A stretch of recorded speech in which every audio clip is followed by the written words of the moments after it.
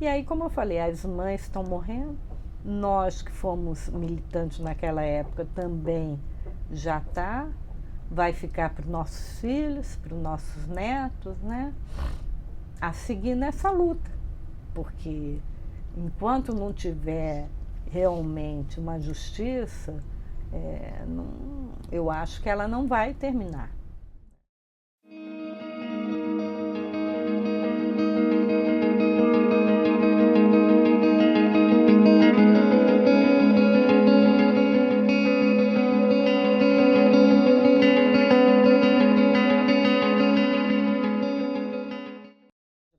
Então, 65, 66, crioulo começa a frequentar lá em casa.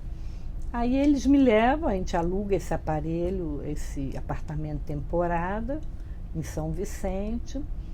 Aí levam, acho que menos de 15 dias. E ele dizia, não, você tem que sair, você vai sair.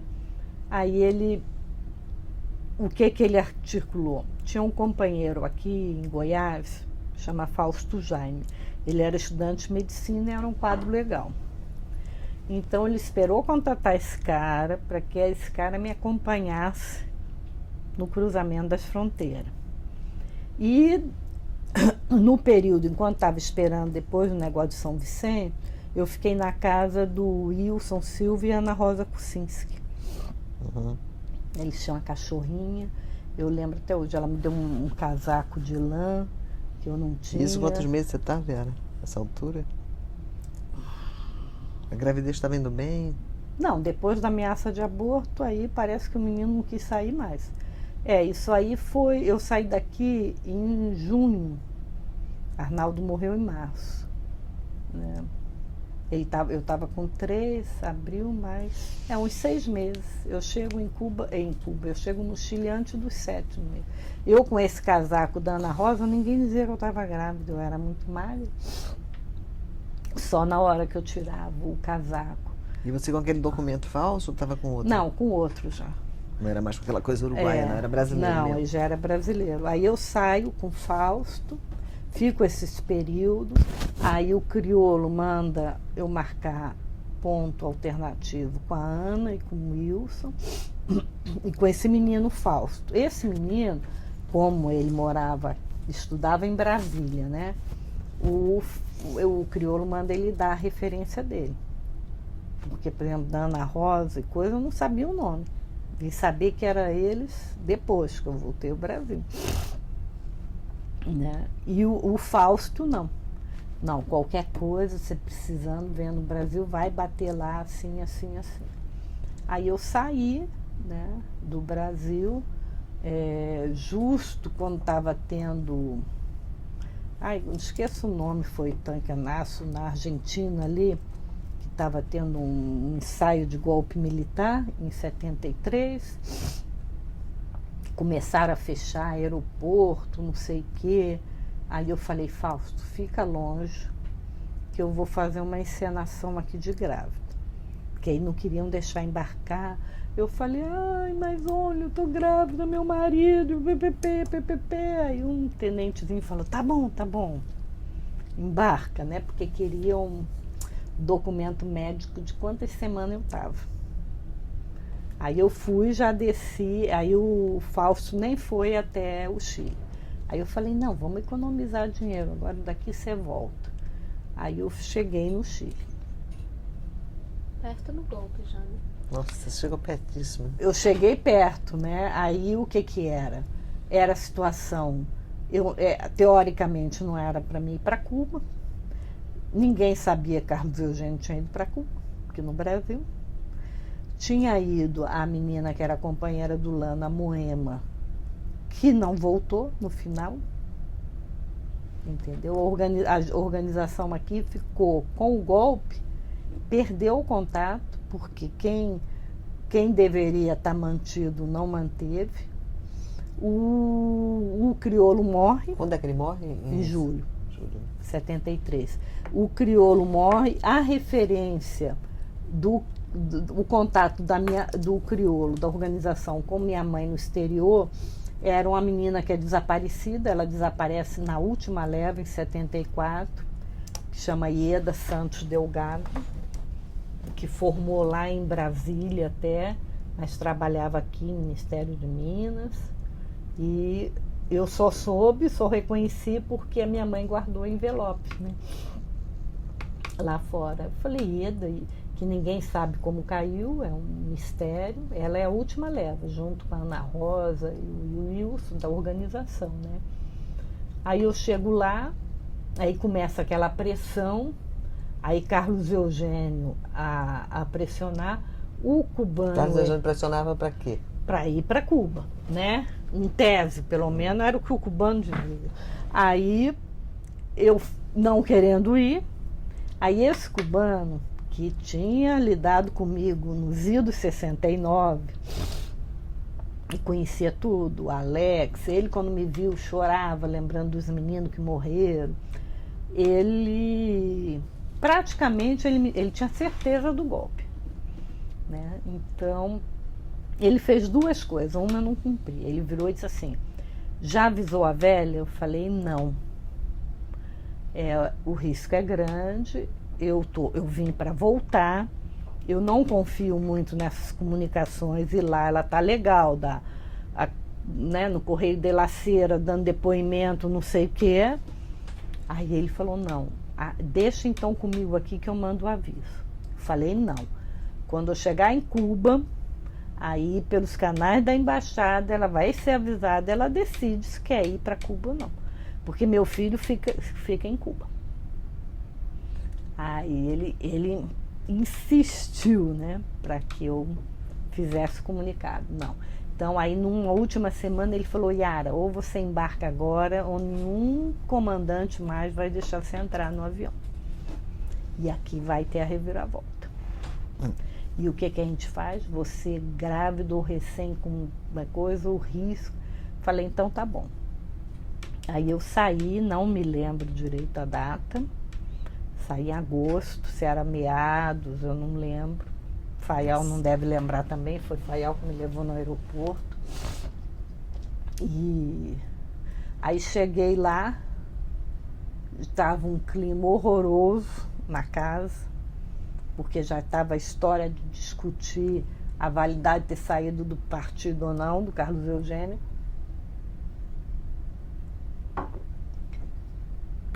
Aí comunica, minha mãe, não sei o quê. Aí veio o golpe no Chile, a gente perde todos os contatos com a organização. Fulano foi para a embaixada tal, fulano, né? Cada um num lado. Aí Carlos Eugênio diz assim, eu vou sair, vou recontatar a organização. Aí eu falei, então eu vou junto. Eles tinham escolhido a Isaura Coqueiro, que eu nem conhecia, depois foram conhecer. Ela tinha 2 menininhas que ela ficaria com o Arnaldinho. Aí ele falou, não... Peraí, Arnaldinho nasceu... Em 5 de setembro em Cuba. Nossa, você viajou nas bocas. Assim. Na boca. Né? Gente, e na hora do embarque não teve nenhum problema? Não. Não teve, não. Ninguém perguntou no testado, não? Nada. Entrei, fui, o casaco em cima, não teve. Foi Santiago, Cuba? Uhum. Foi. Ou parava em algum lugar, Dulce, eu não sei. Que teve uma época que parava, mas é que eu entrei e saí de Cuba tantas vezes, que agora de Santiago eu não lembro, só foi essa vez. Aí a gente discute a saída. Isso já tinha passado setembro, devia ser outubro, novembro. Aí Carlos Eugênio diz não. Eu falei, porque a Conceição, que era uma de Minas, é que vai. Eu falei, escuta, Conceição chegar no Brasil, primeiro vai pirar. Eu, quando cheguei em 71 lá, quase surtei com a diferença. A menina foi presa em 69, entendeu? De Minas. Depois... ela não conhece ninguém hoje em dia que esteja lá vivo e fora de cadeia, isso ninguém conhece ela. Pode conhecer a história e se conhecer. Não, mas só tem um passaporte hábil para mulher, então vou fazer o seguinte, nós vamos e aí eu mando o passaporte de volta e você vai. Nessa hora eu disse assim, essa história de boi dormir, sabe? Não sabia o que ele estava planejando não, né? Mas já tinham feito reunião, aí tinham feito uma maior, era até o Pacheco quem liderava reuniões, que foi precipitado, sei o que, da autocrítica, PPP, não sei o que. Aí eu disse, eu sou muito boca suja, eu disse uma meia dúzia de palavrão logo. Falei, quem quer fazer autocrítica que faça, entendeu? Mas não atrapalha a vida de quem não quer fazer. Eu não dimensionei o que Carlos Eugênio ia fazer. Realmente não dimensionei. Ele sai de lá, ele vai a Moscou, fecha o acordo com Prestes, né?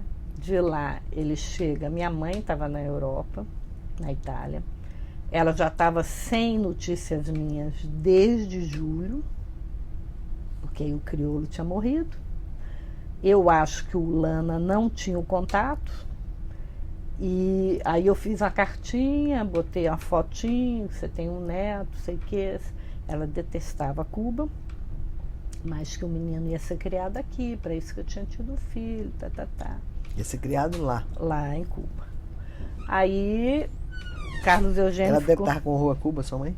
Ah, por causa das posições do cubano, ela não aceitava de jeito nenhum, né? Eles quererem mandar na gente, se miscuir, isso aí ela nunca aceitou. Fazer chantagem, jogo. Ela militou muitos anos para conhecer todas as manhas, né? E eu, com todos problemas, eu acho que o único lugar que eu queria ter um menino era lá. E aí ele levou a carta. E aí é uma coisa que eu não desculpo, não perdoo, não esqueço até hoje. Eles passam pela Itália. Como ele sabe que minha mãe muito menos ia fazer volta ao partidão, entendeu? Ele contata as pessoas fora, ele sequer pegou a carta e botou no correio. De lá ele vai para Paris. Minha mãe começa a ficar enlouquecida. Ele não deu a carta para sua mãe? Não, nem botou em correio, nada. Ele encontrou com ela? Não, ele fugiu dela, porque sabia que ia dar posição, mas pelo menos botasse no correio, né? Não pôs.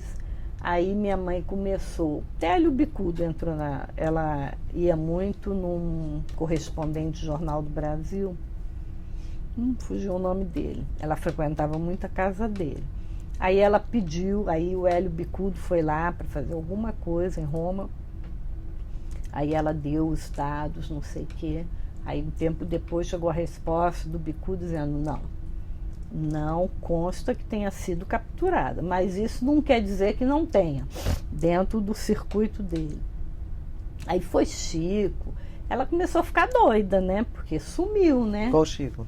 Chico Buarque, que estava lá para ver se conhecia, ela apelou para Deus, o mundo e Giramundo, né. Ficou muito abalada, foi uma hora que ela entrou em colapso nervoso.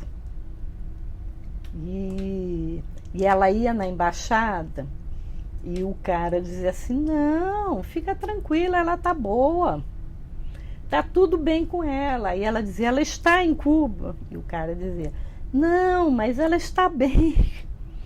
Aí disse que lá, numa tantas vezes, ela disse que deu um soco na mesa, espalhou os papéis, disse assim, você tem bola de cristal? Ou você está mentindo para mim, ou você tem uma bola de cristal. Aí, 2 dias depois, eles mandaram chamar ela e aí disseram que eu estava em Cuba. Nossa, minha mãe me crucificou por causa disso, porque para ela, eu fui a culpada. Né? Por mais que eu dissesse, de Cuba não sai carta. Não saía naquela época. Entendeu? Se eu tivesse suposto que Carlos Eugênio ia fazer o que fez, eu não conseguiria botar uma carta. Né? Aí, pra você ver, ela foi chegar já em agosto, quando a Arnaldinha ia fazer 1 ano. Aí ela vem para Cuba, para conhecer o neto, para te conhecer. Ela, meu pai, né? Então eles vão ver Arnaldinho já quando Arnaldinho está fazendo 1 ano. Uhum. Aí você fica em Cuba até quando, Yara? Bom, aí eu opto por ficar em Cuba. Minha mãe quer sair. Eu digo não. Eu lutei por algo que era parecido com isso. Não vou dizer que era igual. Mas nós queríamos, era algo assim. Eu quero o meu filho aqui. Aí ela sai, volta para a Europa. Eu fico lá. Aí minha sogra vai, por uma família também que estava saindo de lá, que era de Minas. Eu mandei um recado para os meus sogros, não sabia também de nada. Aí minha sogra vai via Peru lá, em 74, 74 ou 75, com esse Arnaldinho. E aí pergunta se quer que eu veja a situação. Eu falei, eu tenho tia, mas são de origem muito humilde, não pode pagar advogado, essas coisas. Não, nós vamos acompanhar. E aí começou a chegar cartas, vi o Peru, uma coisa assim, eu mandava algumas. Aí quando chega 78, começa... Só um minutinho, lá em Cuba você fazia o quê? Você tomava conta do Arnaldinho, você trabalhava em algum lugar? Eu fui fazer o curso quando nós ficamos clandestinos ainda 1 ano. Em Cuba? Meados de 74, Carlos Eugênio fez essa saída, a gente ficou esperando, né? Eu, Carlinhos, tinha uma meia dúzia que estava na história do Partidão, mas tinha uns que não estavam. Mas tanto ele quanto nós ficamos esperando uma posição do senhor Carlos Eugênio, né? Até quando veio meados de 74, os cubanos falaram, olha, teve umas últimas notícias que se mataram os últimos comandos lá, papapá. Acho que vocês devem pensar o que fazer. Não deu notícia Carlos Eugênio, não. Aí o que você quer, Yara? Eu falei, não, então eu vou estudar, cuidar do meu filho, me preparar para quando voltar. Tá.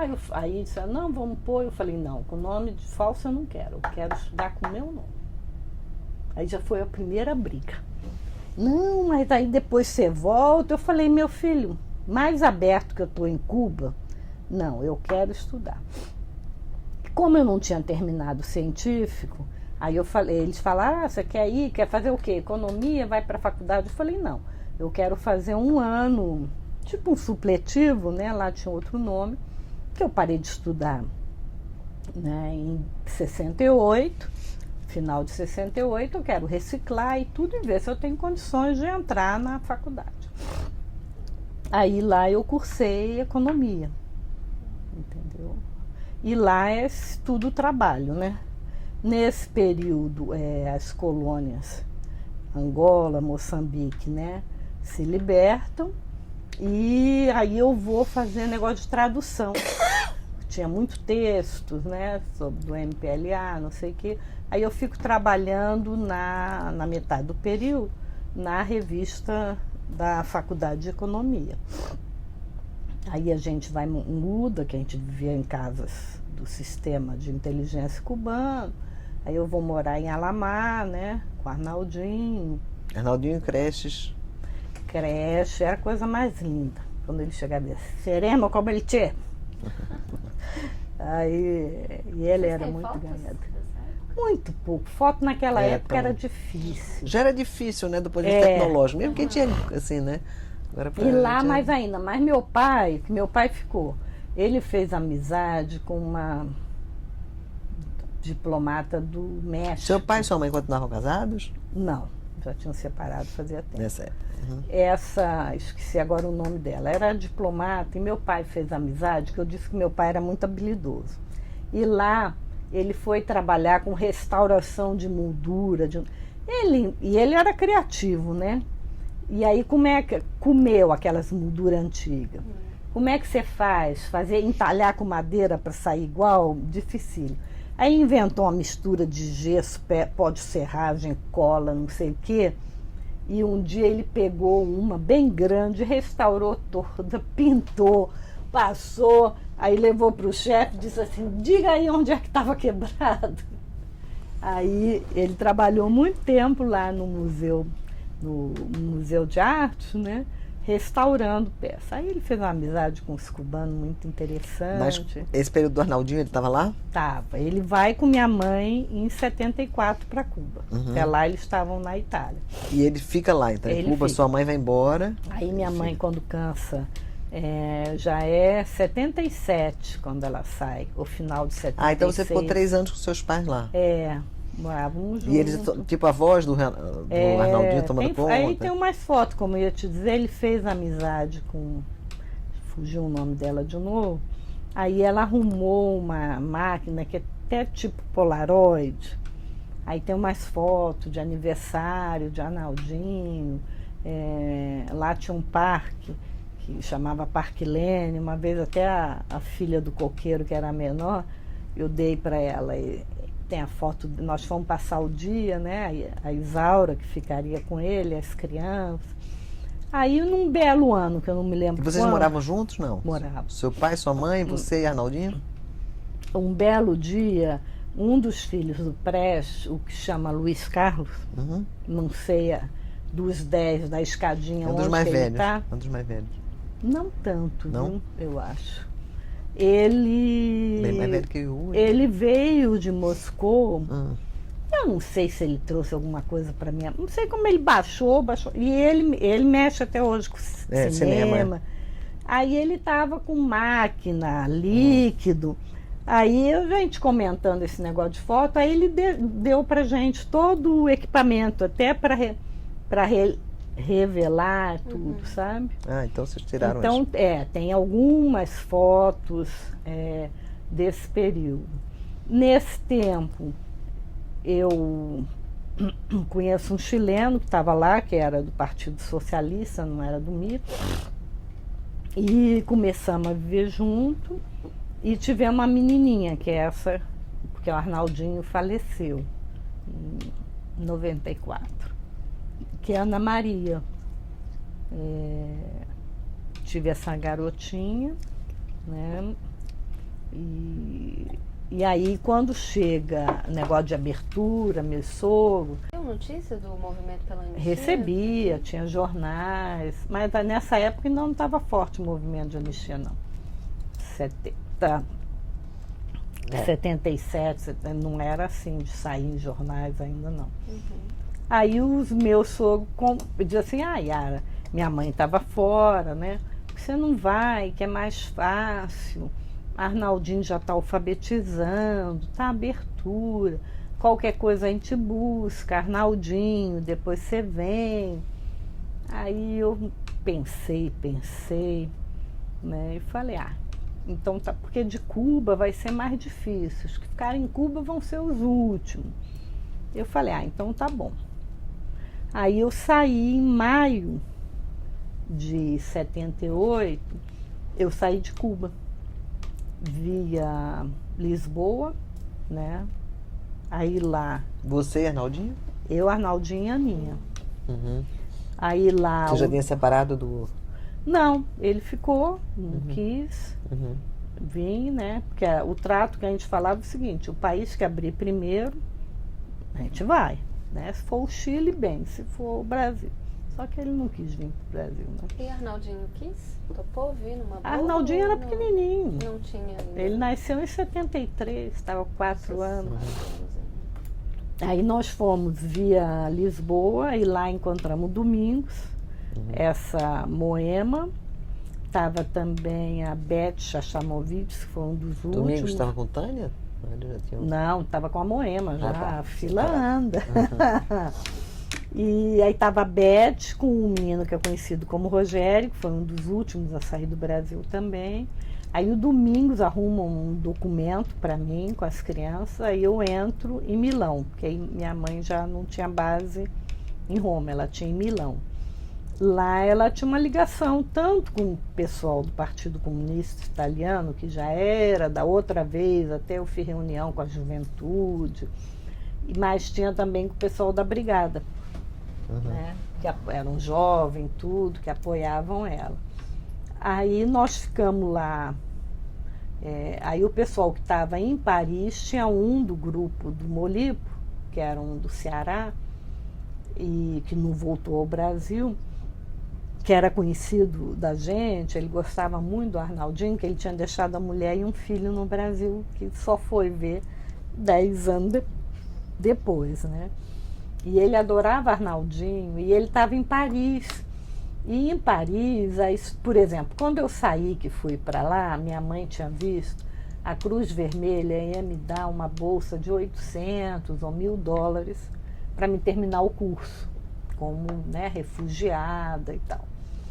Só que quando eu cheguei lá, a Itália não tinha acordo educacional com Cuba. Então, não reconhecia.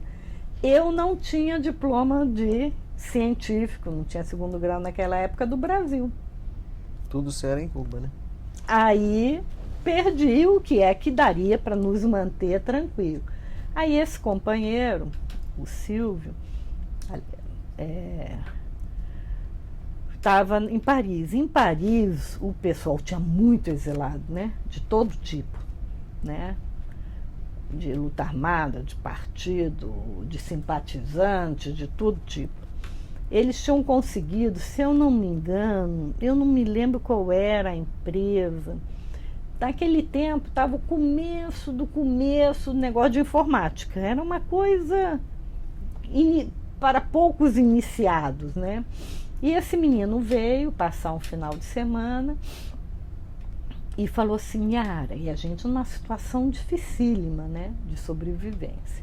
Porque uma coisa era o pessoal ser solidário e sustentar minha mãe. Outra coisa era sustentar mais 3 bocas, né? E eu me sentia mal. Trabalhava lá na lojinha que o pessoal tinha, passando roupa e tudo, que eles compravam roupa nos Estados Unidos. Lá usa muito negócio de brechó, né? Aí ele veio e arrumou. Em Paris, eu ia fazer 4 meses ou 6 de francês, ganhando lá não sei o quê, e depois era um negócio da área de, não sei se eu ia dar conta, porque eu era economista, teoricamente acharam que eu entendia de matemática, lá de logaritmo, sei lá. Aí eu falei, eu vou. Aí eu falei, não, eu vou pedir para a NET vir buscar o Arnaldo, porque ele tinha saído do espanhol, aí foi ser alfabetizado em italiano. E eu falei, eu com 2 meninos, aí eu falei, se eu ficar 1 ano, e naquela época eu dominava o italiano male-male. Falei, se lá eu dominar mesmo o francês, não sei o quê, eu chego no Brasil e trabalho como secretária bilíngue tranquilamente em qualquer lugar. E posso aperfeiçoar o italiano. Aí eu falei, vamos fazer isso. E aí ele arrumou a creche para a Aninha, ele era porteiro, ele trabalhava à noite. Aí ele falou, não, pode deixar, eu levo ela, busco, é o tempo de você chegar, e aí eu vou para o trabalho. Isso falei, o Silvio, o brasileiro estava lá, que era do meu grupo de treinamento. Aí estava tudo certo, minha mãe não gostou. Ela não gostava de Paris, não queria. Eu falei, mas Hilda, aqui não tem condição. O negócio da Cruz Vermelha não deu. E agora? Vou ver de quê quando eu chegar no Brasil? O Brasil... Você já estava com a perspectiva da anistia? Aí já. Ou anistia ou volta de abertura, alguma coisa, Aí eu falei, olha, nós não temos nada. O que nós tínhamos, a polícia levou. Meu pai não vai retomar um trabalho assim. Você nunca trabalhou. Como é que vai ser? Eu vou ficar nas costas dos pais do Arnaldo? Não dá, eu não sou para isso. Eu quero ter um mínimo de qualificação. Aí ela ficou bem aborrecida, né? Aí veio 26 de abril, a data marca porque é o aniversário da Aninha. A gente fez um bolinho e tal. Aí de noite toca o telefone, é o meu sogro. Eu pensando que ele estava me ligando para dar o parabéns da garotinha, né? Olha, Yara, tem uma boa notícia. Nesse meio tempo, vinha o feriado 1º de maio, aí eu falei, não, então vou fazer a viagem, a mudança nesse período, que é o feriado, não sei o quê, chega lá. Caneta não dá barulho, Aí eu peguei e comprei as passagens para ir para Milão, Paris. eu acho que era o 31, eu sei que 1º de maio eu estaria em Paris. Ele me liga no dia 26 de abril para dizer: Yara, seu último processo, réu, você foi absolvida, transitou em julgado. Sua advogada disse: você pode voltar. Aí eu falei assim: João, como está a situação aí?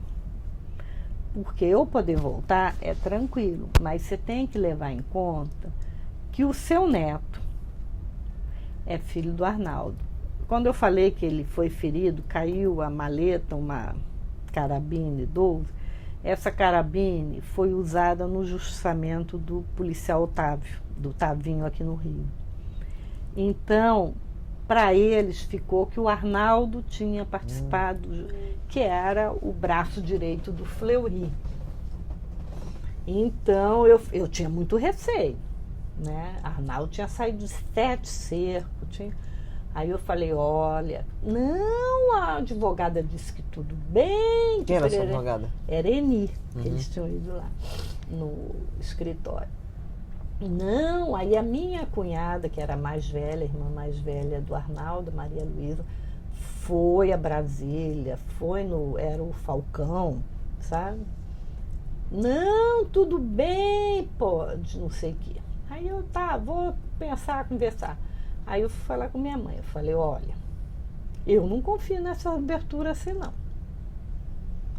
Né? Se a gente fosse um militante, partido, comunista, sei que é tudo bem, mas nós temos ações, mortes que eles reputam, certo ou não, e principalmente por causa do Arnaldo.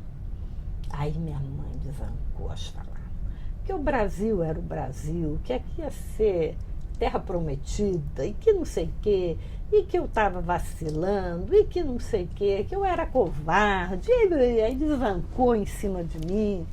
E eu falando: não, calma, não é assim, tem 2 crianças que dependem de mim, não sei o quê.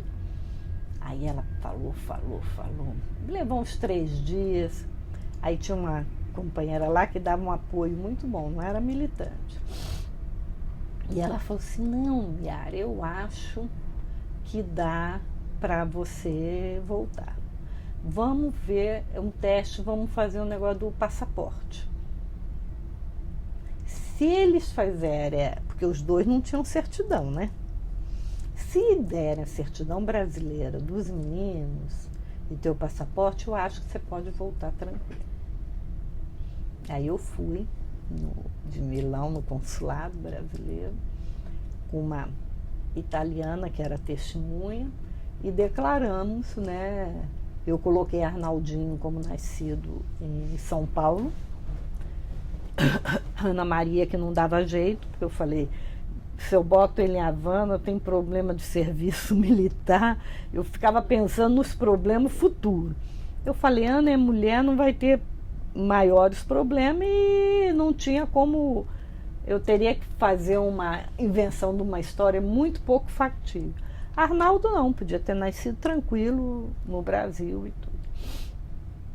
Aí eles fizeram, né, deram os passaportes provisórios, e aí eu desisti de Paris, né, e eu cheguei aqui, eu acho que era dia 22 de maio, até nem sei, eu vou até olhar. 78?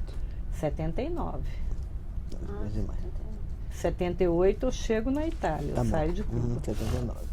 Sem anistia ainda. Eu vou ver até. Eu não tive essa anistia. Chegou no Rio ou em São Paulo? Cheguei no Rio, tô querendo lembrar gozado, se for 22, é o Zilda dia da veio morte com da você? minha mãe. Não, ela só veio com anistia. Os processos. Concordou que você viesse? Não, ela exigiu. Quantos, você mencionou, foi um tema que a gente não conversou sobre. Você respondeu a quantos processos a Revenir? Ah, querida, só olhando. Não tem tantos, não, porque a maioria do pessoal que militou comigo não falou. Poucos falaram. E eu fui citada. Esse Pereira mesmo é um que falou de mim, tem processo, né? Mas eu acho que eu devo ter tido uns 3 ou 4, tive muito não. Né? Esse ponto não tive, não. Eu chego em maio, que eu até vou olhar. E você foi absolvida dos processos? Fui. Não tinha prova de nada. Né? Ainda do que eu tinha feito, eles não tinham prova. E eu chego em maio, e aí aconteceu uma coisa sugene, que hoje em dia é normal, né? A gente vai descer, ia no Galeão não, no Santos Dumont, porque eu não sei. Ou era Galeão, agora eu não sei. Eu sei que quando a gente está chegando, o comandante diz assim: estamos com problema de visibilidade, o avião vai ser desviado para Campinas. Não sei, eu fiquei bem na frente, era a Varig, a moça arrumou para o bercinho para a Ana. Eu falei, visibilidade no Rio de Janeiro, e vai para Campinas, que era o lugar que tinha problema de tempo.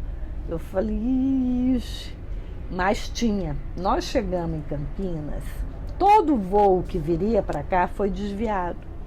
Não tinha uma água, porque era um aeroporto pequeno nessa época, um pedaço de pão. No avião também não tinha mais. Você com 2 meninos berrando, entendeu? Gritando. E eu só sosseguei quando eu vi que tinha muita gente, né? Porque eu falei, essa história tá mal contada. Agora vamos ver. Aí eu falei, não, teve mesmo. Nós chegamos com mais de 4 horas de atraso. Aí o que eles fizeram? Eles começaram a lotar aviões pequenos, menor, não os internacionais, para trazer. E eu fui uma das primeiras, porque tinha criança, né? E aí, quando nós descemos, o que aconteceu? Não tinha ninguém conhecido seu no avião, só você e os 2 meninos. Só. Eles iam, nessa época, apanhar a gente dentro do avião. Só que eles não sabiam qual era. Chegava vários, aí não teve lista, entendeu? O pessoal botou a fila, prioridade quem tem criança, idoso. Eles não... Os pais do Arnaldo estavam no aeroporto esperando? Aí estava o pessoal do CBA, o Serginho Ferreira estava, e estava a Eni e o Eudes, aquele que era do PMDB. Aí eu desci, né, tranquila, eu falei, ai, que bom que a gente conhecia a história, que ia buscar lá. Aí quando eu tô chegando na hora da imigração assim, aí vem nem era Brutamonte, aquele cara muito educado, disse, a senhora é Dona Yara Xavier Pereira? Eu falei, sou. Então faz favor de me acompanhar. Aí eu falei, não faço não. A saída não é por aqui? Aí ele falou, por favor, não crie cena, olha para cima. Aí eu vi uma mulher, não conhecia Eni, muito menos eu. Aquela ali é sua advogada, aquele ali é o deputado não sei das quantas. Eu falei, então tudo bem, o senhor manda ele descer lá, que eu passo aqui. Não, a senhora não vai passar. É melhor a senhora vir por mim. Aí eu falei, minha mãe falando, eu vou pular no pescoço. Aí me levou numa escada. Aí logo saímos no lugar onde estava a Eni veio para perto, aí ele falou, não pode falar, o senhor delegado. Aí a Eni falou assim, não, eu já conversei com o delegado, não sei o quê. Nessa hora a Ana gritava, Arnaldo berrava, um piseiro menino, né? Aí o delegado chegou e disse assim, olha, eu entendo a sua situação, que a sua advogada é coisa, mas a senhora tem que cumprir, tá amanhã lá, né, para fazer nós queremos ouvir a senhora. Aí a Eni falou, não, tá tudo certo, doutor, não sei o que, PPP. Assinou. A maluca da Eni contou para a imprensa que eu estava voltando muito doente, que eu estava voltando para morrer, que eu estava com... Eu acho que foi leucemia, uma história assim que a doida inventou, sabe? Que era para eles não me pegarem com as crianças na hora de chegar, né? Aí a Eni disse assim, fica quieta, você tá doente? Eu falei, tá bom, tô doente. Aí a gente foi para as malas e eu tinha passado há 1 ano atrás por Lisboa. E o Domingos e a Moema já estavam na história do Brizola, que eu não quis saber. Mas os homens estavam loucos, porque tinha a história que os exilados estavam voltando. com pronunciamentos do Brizola. Aí abriram minha mala e tinha um monte de fitinha que a gente conseguiu lá para gravar. Quando Arnaldinho começou a falar, quando ele cantava a musiquinha, não sei o quê, pegaram tudo. Não, eu falei, moça, aí é tudo de criança, eu nem conheço Leonel Brizola.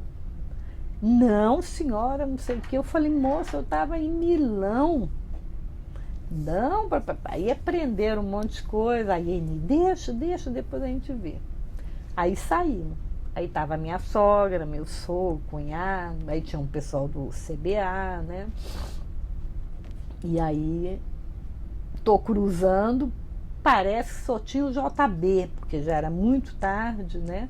O atraso.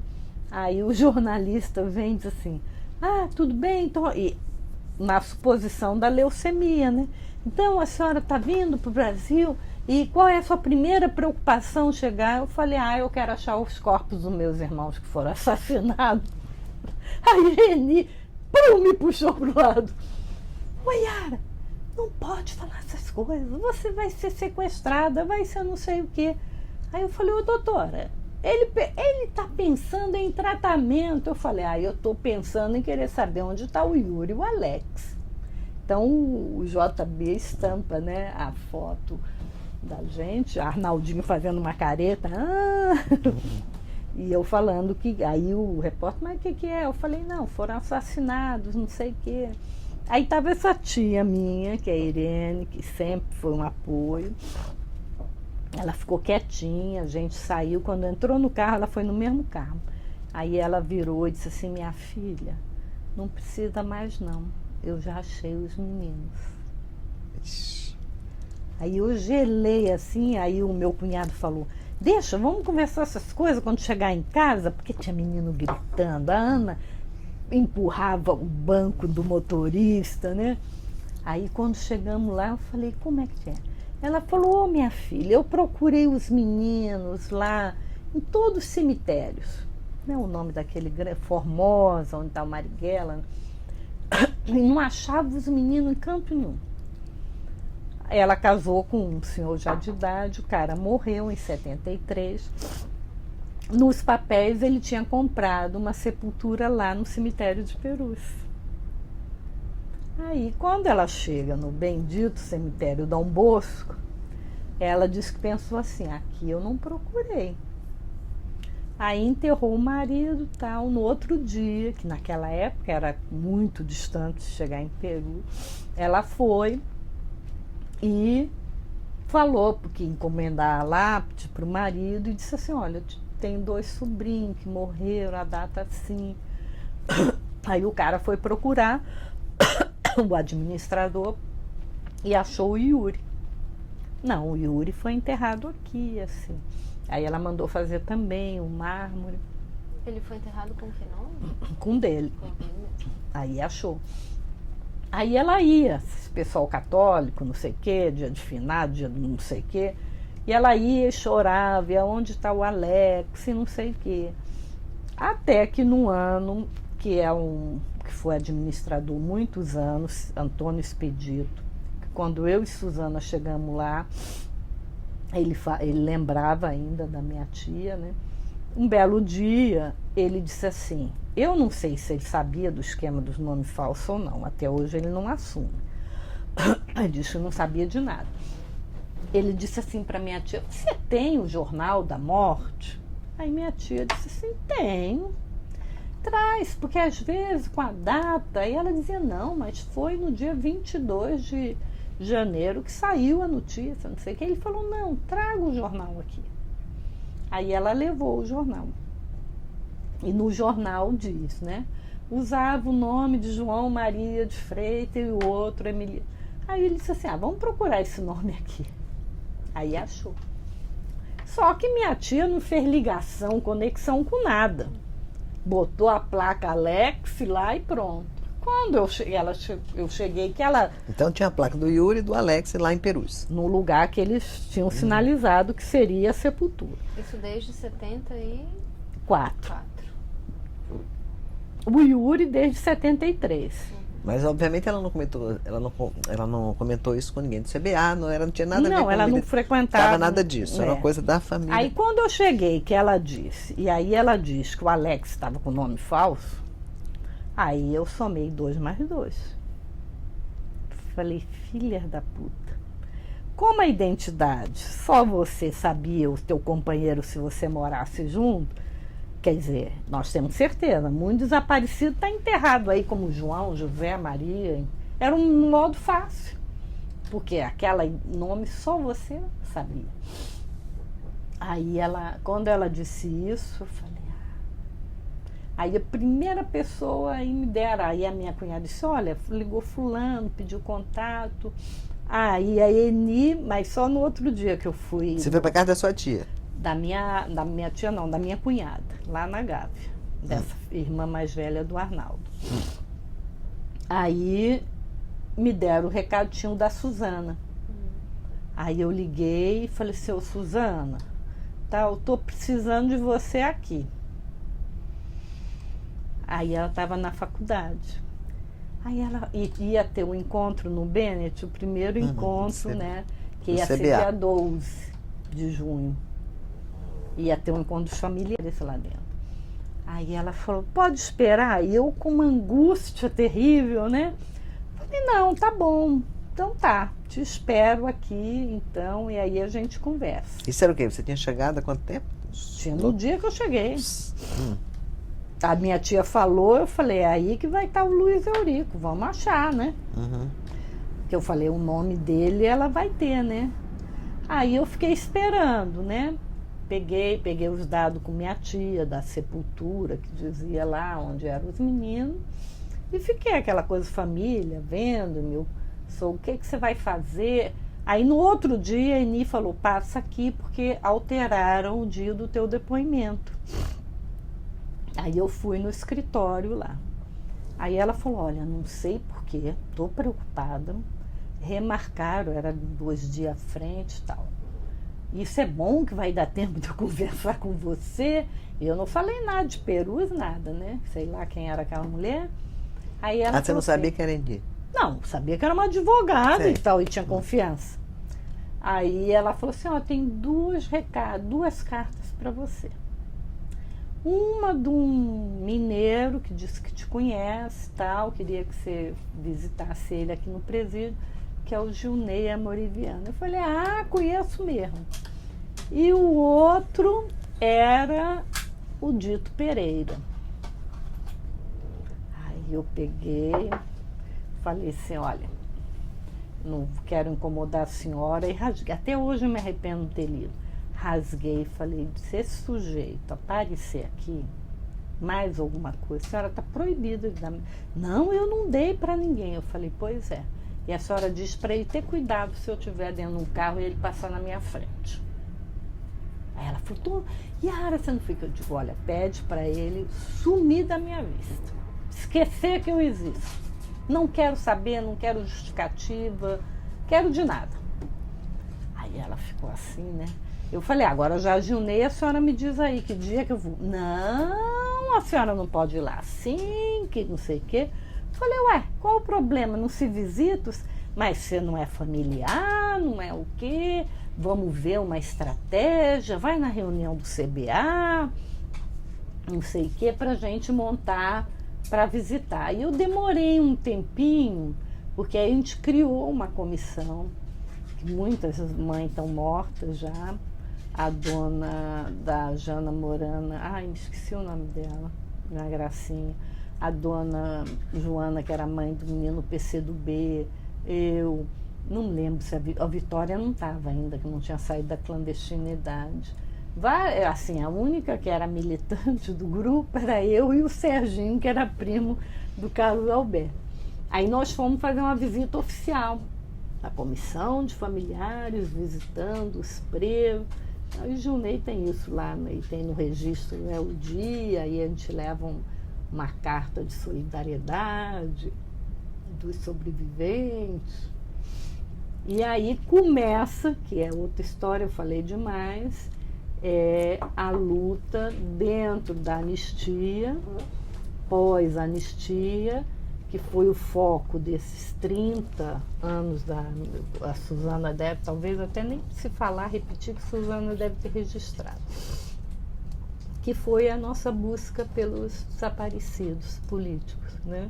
Deixa eu só voltar um pouquinho. Você mencionou que você tinha que fazer esse depoimento, né? Lá. Você já tinha sido absolvida, né? Pelos processos. Formalmente, esse depoimento era o quê? Não sei. Eles pegavam você dentro do avião e não deixavam. Formalmente era um instituto que não existia, então, né? Tem lá o papelzinho até rasurado a data que eu ia depois. Eu sei que a Eni aconselhava todo mundo ir. Aí você foi? Aí eles remarcaram, eu fui com ela. Quando nós chegamos lá... E era onde? Você depôs onde? Lá no DOPS. Na Rua da Relação. Aí eles disseram, doutora, a senhora não pode entrar. Aí a baixinha se queimou. Como que eu não posso entrar, não sei o quê? Não, a senhora não pode entrar. Depois que o escrivão for pegar as coisas, a senhora acompanha. Aí ela foi lá fazer a discussão e eu fiquei na minha. Aí no final ela falou, Yara, muito cuidado que você vai dizer. Isso não é comum. Aí quando eu entrei tinha um rapaz jovem, de barba. Pode sentar. Eu falei, obrigada. Dona Yara, sempre tive muita vontade de conhecer a senhora. Falei, e de onde o senhor é? Aí ele falou assim, eu vim de Brasília para ouvir a senhora. Não disse que era SNI, que era não. Eu falei, puxa, como trabalho, hein? Aí ele falou, né, vamos começar. Aí ele pegou, né, as fotos, assim, que devia estar, não me mostrar. A senhora era uma moça muito bonita, né? Eu falei, eu acho que não. Foi muita sorte, né, a senhora não ter sido presa. Eu falei, puta, o cara tá me pagando sugesta agora. Aí eu já fui ficando puta, né, que não é bom. Aí ele virou e disse assim, a senhora chegou do exílio e como é que é? Aí ele fez uma pergunta que eu demorei a cair a ficha, que era em relação a Darcy. Só que eu nunca soube o nome da Darcy. Para mim ela era Cristina, Cristina foi presa. E ele vai e fala o nome dela. Porque a senhora é amiga, é trabalhar com a Darcy, Tochico. Aí. E eu demorei, imagina quantos anos, desde de 72, que eu não sabia de Darcy nem nada, a cair. Mas como era o sobrenome, né? Japonês. Ela japonesa, você... Aí eu falei, é Cristina. Eu acho que eu franzi os olhos assim. Aí ele se deu conta que tinha dado uma nota. Eu falei, o que é? Peraí, deixa eu ver o que tem. Estendi a mão. A senhora pode se comportar? Aí ele falou assim, olha, eu quero ouvir e já aviso a senhora. Eu sou o maior arquivo vivo da ALN. Então a senhora não pense que vai me enganar.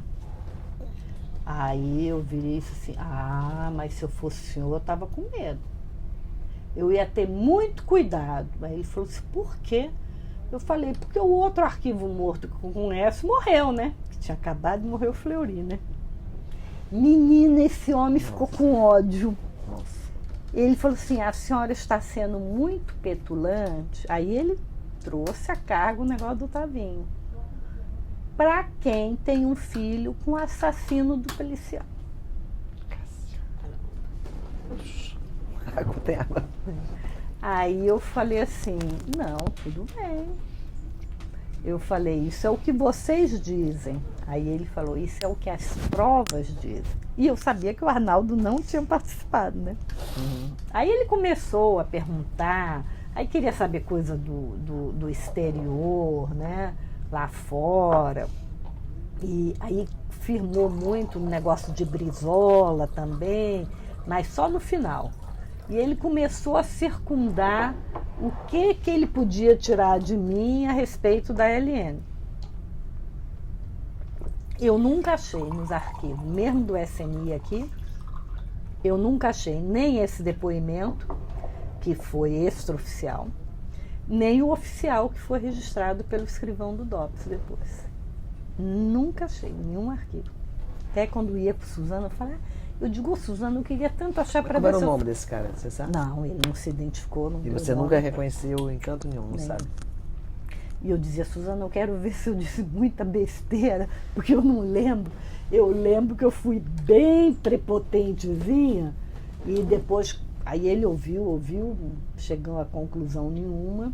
Ele fez uma referência ao Pereira também e a Darcy, que foram dois que falaram de mim, né, em negócio de ação, de coisa, de participação, coincidentemente. Aí eu vou para outra sala, que é em Itá, tá o escrivão. Ah, a senhora chegou no exílio, estava em Cuba, o que você fazia? Estudava, criava meu filho, não sei o quê, vem para... Passou, aí chegou em Lisboa. Gente, me encheram tanto o saco com esse Brizola, mas tanto...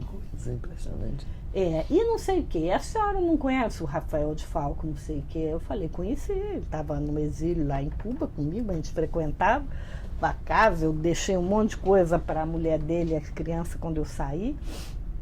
Não disse isso, eu falei, sim, conheço o Rafael de Falco. A senhora militou aqui? Eu falei, aqui eu nunca vi mesmo. Falei, fui conhecer em Cuba. Ah, tá. Eu não sei se o Rafael teve alguma vez, a vez que eu encontrei com eles, que não lembrei, com o negócio do Brizola. Aí ele, a senhora não trouxe uma mensagem do Brizola para o povo brasileiro, não sei o quê? Aí quase que eu falei, a única mensagem que eu conheço é do Marighella. Aí eu falei assim, trouxe não, moço, eu não conheço o Brizola. E vai daqui, vai dali. Eu falei, olha, se o senhor quiser me perguntar se eu conheci o presidente Jango Goulart, eu conheci. Eu fui no Palácio do Catete, num evento lá. Eu devia ter o quê? 9 anos, sei lá. Minha mãe me levou e eu apertei a mão do presidente da República. Tem até a fotinha. Agora, o Brizola eu não conheci. Não conheci mesmo. Aí ele, nega ter conhecido, ter tido contato, papapá. E as ações armadas, eles insistiam ou não? Ação... E sua participação na LN, eles insistiam também? Não, esse oficial, então, praticamente foi assim, com quem que eu encontrei, com quem que eu estava no exterior, com quem que eu tratei. Eles sabiam suas idas e vindas ou também não? Não, Quantas não vezes sei. você foi, voltou, treinou, Eu treinamento, acho que sabia não. não? Falaram sobre os seus irmãos? Não. Não falaram, nem da minha mãe, nada. Eles queriam saber com quem que eu tinha mantido contato. Eles sabiam que eu tinha feito contato com o Domingos, que eu tinha ficado na casa do Domingos. Isso eles sabiam. Porque o Domingos estava ligado ao pessoal, né, do Brizola, né? Uhum. E aí É um eles ex da acharam, LN, né? eles acharam que eu estava. Eu fiquei na casa dele até ir para Milão. Aí, você conheceu? Eu falei, era amigo do meu irmão. Conheci ele garota, ele na escola técnica com meu irmão, eles foram da ET. Mas não foi, eu não sei, pode ser que o cara do SNI tenha conseguido tirar alguma coisa que ele queria, eu não percebi, por isso que eu sempre tive muita vontade de achar, né? Agora o outro lá foi muito focado no exílio, não foi focado aqui. Eles queriam saber com quem que eu tive, quem que estava, quem mais que estava, se tinha reuniões, se tinha reunião de exilado, quem participava, essas coisas. Eles queriam monitorar lá. E você sabe se continuou sendo monitorado depois que voltou? Olha, Ângela, como eu te disse, eu fui para casa dessa minha cunhada. E aí começou a questão, como sobreviver com 2 crianças, né, e tal. Começa já essa questão de perus e vem um encontro, né? Aí o Serginho Ferreira é que me arruma um trabalho com um cara que depois eu vim saber que era apoiador da Liga Feminina, onde a Liga Feminina no centro tinha a sala, ele tinha uma loja e ele tinha uma loja, várias lojas de tecido, tinha uma no Leblon. E a Nazaré catalogava tecidos e estava saindo que tinha ganho aposentadoria e tal. Aí o Serginho falou, Yara, o emprego lá, não sei o que, esse cara sempre foi simpatizante do partido. Aí quando eu cheguei lá, que ele viu o meu nome, ele falou, você é a filha da Zilda e do Xavier? Eu falei, sou. Aí ele ficou muito emocionado, nossa, da época da Liga Feminina, conheci a minha mãe. Aí eu comecei esse trabalho, que era um salário mínimo, né? E fui visitar o Gilney na cadeia e envolvida com a anistia. Chegou junho, né, que não vai dar para a gente falar, eu contei para a Suzana, aí Suzana chamou o Serginho e o Ivan Seixas, que ela disse que eram pessoas de confiança, que eu não queria chamar ninguém. Quando acabou esse encontro, nós fomos para Perus, fomos para São Paulo. Aí um deputado PMDB cedeu o carro, um chofer levou a gente.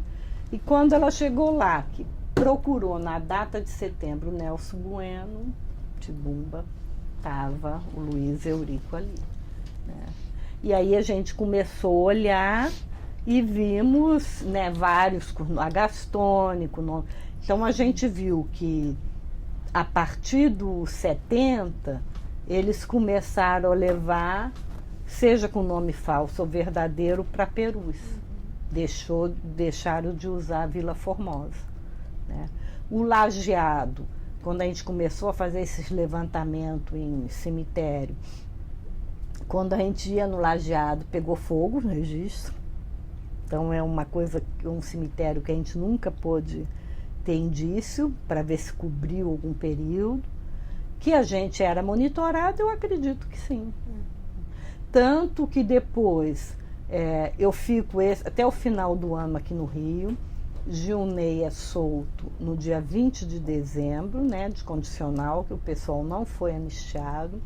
Nós já estávamos nos relacionando.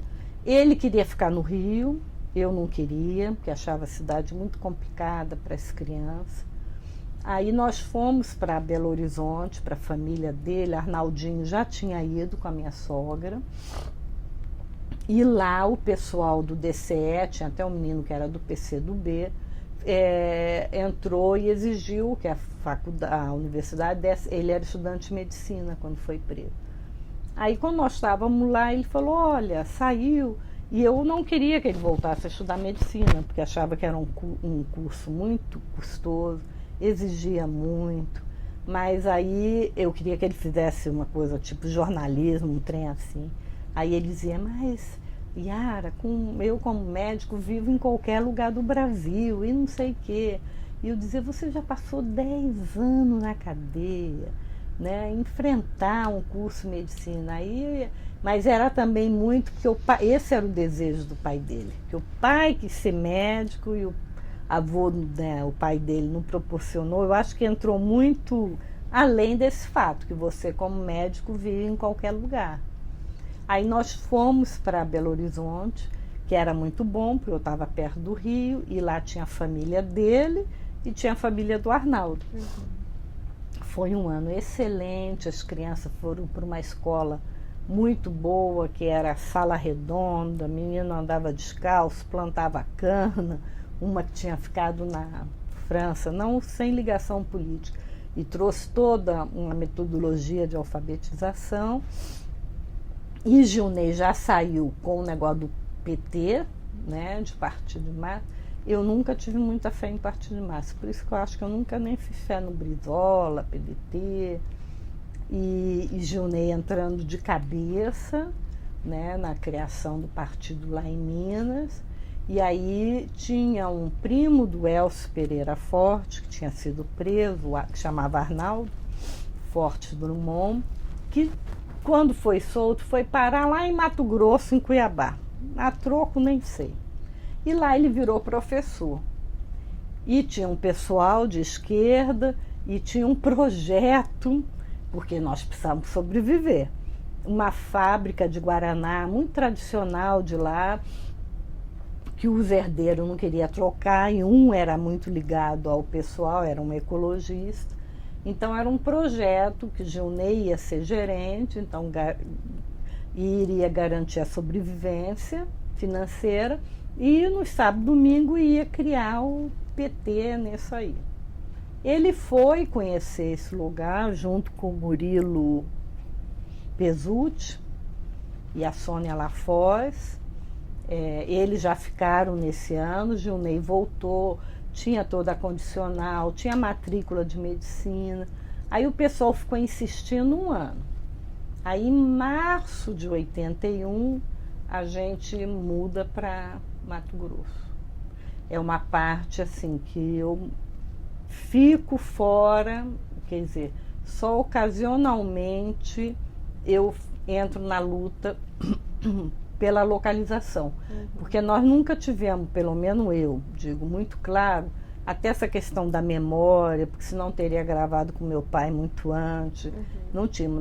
Nosso foco era saber que circunstância, onde eles estão e como morrer. Era o foco da gente, pelo menos o meu, desesperadamente, né? Então eu tenho esporádica participação, e aí eu digo que era monitorado, porque numa dessas fichas do SNI, aí o prefeito, era deputado Dante de Oliveira, ele visitou o pessoal aqui na cadeia, quando o Gilney chegou lá, ele gostava muito, e o pessoal do PMDB criou uma associação de mulheres, não sei o quê. Aí Gilney me alugou para ir nesse bendito congresso das mulheres, não sei o quê. Aí eu fui. E o congresso foi aonde? Lá em Cuiabá, era para fundar, né, um encontro. Aí lá vou eu. Você já viu que eu não sou uma pessoa calma, né? Muita paciente. Aí chego lá, tá. Eles eram muito ligados ao MR8 ainda. Aí tinha um monte, tava a mulher dele, outra mulher, um monte de quadros do MR8. Via, bisurava, a mulher ia lá. Na terceira vez eu falei, ops, vem cá, você quer a minha saia para você entrar lá dentro? Aí pronto, foi por água abaixo a minha participação. Falei, aí Gilney, o que que é? Eu falei, que esculhambação, pô, você é mulher, não tem condições de ter uma posição, de defender, precisa, pelo menos então, fizesse de uma forma mais discreta.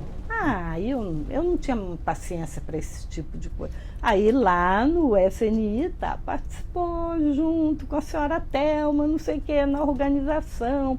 Aí eles mandam ter cuidado, que nós entramos na universidade, estamos nos infiltrando, né? Então isso seguiu. Eu acho que o último foi em 91 ou 92, eu já não lembro quando que teve essa sequência. E quando é que você começa então a militar? Aí você está lá com essa participação mais esporádica, digamos, nessa comissão dos familiares. Né, quando eu vou para lá, a gente entra numa questão de sobrevivência, e é um local muito distante, né, para você vir e voltar. Aí Suzana, que toca muito, né, Amparo, lá o Ivan Seixas, e eu venho em vários encontros, em várias situações que se deram, quando podia, eu vim. Eu só volto a retomar com impulso, como quando eu cheguei, só em 95, quando foi aprovada a Lei 9.140, porque Gilney se elege deputado federal e vem para Brasília, e aí eu já era nesse tempo funcionária do Estado, tenho direito a acompanhar, né, o cônjuge, então, e nós tínhamos perdido o Arnaldinho, e eu não queria ficar mesmo lá em Mato Grosso, aí a gente vem coincidindo com a Lei 9.140. Aí a gente já chega aqui no processo de discussão da lei, a gente promove muitas reuniões nacionais. Lá em Brasília. Lá em Brasília. Até que é instituída, criada, aprovada a lei que a gente, né, Suzana deve ter falado, critica, porque o ônus da prova ficou com os familiares, até a localização dos corpos, quando a família desse indício, e eles colocaram o Miguel Reale Júnior, que era muito amável e muito assim, tratava muito bem, mas o que era a ordem? Não chegue nas circunstâncias. né? Primeiro era não reconhecer os mortos de tiroteio, essas coisas, e não cheguei. Foi assim, acho que uma diferença no embate. Eu acho que a Suzana é mais política do que eu, porque isso sempre me incomodou, a atitude dele demais. Aí nós fizemos uma estratégia de primeiro, aí foi um primeiro, pelo menos da minha parte, preocupação com a memória. Eu falei, isso é uma comissão oficial, o que resultar daí vai ser objeto de estudo, de pesquisa, então vamos fazer valer a nossa história, a nossa versão, os nossos fatos. Então nós começamos a montar a biografia de gente que a gente não conhecia, ligava para as mães, o que ele gostava, te escrevia carta, ele jogava, ele gostava de samba, ou gostava de não sei o quê. Às vezes quem lê pode dizer, mas gente, que perda de tempo. É uma biografia assim, que a gente tentava captar o que era, porque tipo assim, se eu tivesse morrido e fosse escrever, eu era uma jovem da minha época. Eu gostei de Beatles, eu usava mini saia, entendeu? Não era nenhuma coisa que vivia numa redoma. Então, o primeiro passo que a gente queria era uma biografia, era foto. A gente tinha poucas fotos dos companheiros vivos. Então, a gente fazia essa biografia e íamos para a circunstância de morte. Aí a gente já tinha o DOPS São Paulo, né? Aí nós tínhamos do IML do Rio, você tinha muita foto, porque o IML do Rio aqui eu acho que não era tão ligado com o pessoal do DOI-CODE. Eles faziam a perícia de local, então a gente pôde ver no Moisés a marca de que ele tinha sido algemado antes, né? Em São Paulo a gente conseguiu poucas fotos, uma das poucas foi da Gastone. E aí a gente começou a ver que a gente precisava ver, isso é tiro de perto, é tiro de longe, é queima-roupa. Aí a gente falou assim, vamos procurar o pessoal, polícia. A gente ficou assim, até Crimeia, que também é como eu, falei, mexer com polícia. Mas quem poderia achar? Então a gente precisava de especialista em balística para, né, estudar. A gente pegou umas fotos assim que a gente achava que estava bem claro e fomos para a reunião. Eu e Crimeia, Suzana não estava nessa. O chefe do instituto chamou o perito. Em São Paulo, isso? Em Brasília. Foram para a reunião de quem? Lá no Instituto Criminalística certo. da Polícia Civil de Brasília.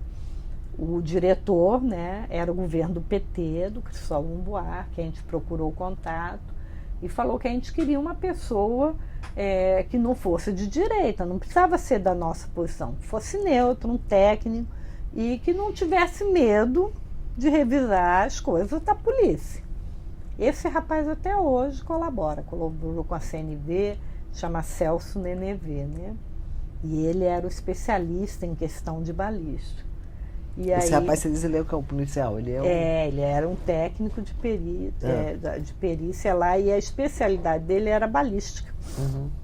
Então ele olhando, dependendo da qualidade da foto, ele dizia, não, isso foi a queima-roupa, não, isso foi assim, sabe? Distância. E quando descrevia assim, mancha violácea, não sei o que, o amarelado, ele dizia, olha, essa pessoa já tinha sofrido isso há 2 dias atrás, há 3 dias, porque vai mudando a coloração da pele, né? Quando você leva a pancada.